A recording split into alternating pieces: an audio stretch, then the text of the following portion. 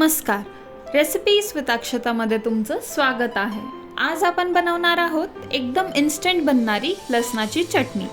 चला तर मग करूया सुरुवात। सर्वात आधी 10 ते 12 लसणाच्या पाकळ्या घ्यायच्यात, नंतर लाल तिखट, मीठ आणि खूप महत्त्वाचा असणारा खलबत्ता।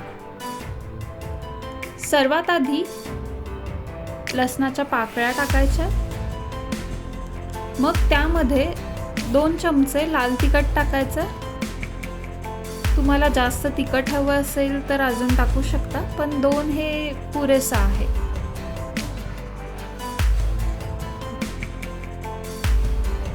चवीनुसार मीठ आणि आता हे सर्व वाटून घ्यायचं। दगडी खलबत्त्यातली वाटलेली चटणी एकदम वेगळी वाटते। आम्ही नेहमी हाच खलबत्ता वापरतो चटण्या बनवण्यासाठी। ही चटणी म्हणजे अगदी सेवियर आहे।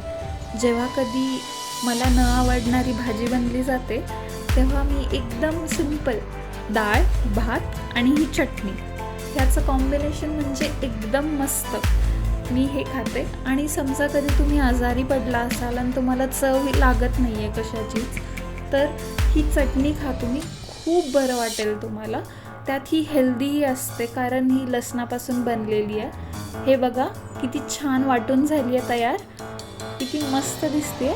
बघितल्यावर थोडीशी भीती वाटते पण खायला खूप छान लागते। तर ही रेसिपी तुम्ही नक्की ट्राय करा आणि कळवा मला कमेंट सेक्शनमध्ये कशी झाली आहे तुमची लसणाची चटणी। पुन्हा भेटूया अशाच एक नवीन रेसिपीसोबत। तोपर्यंत लाईक करा, शेअर करा आणि कमेंट करायला विसरू नका।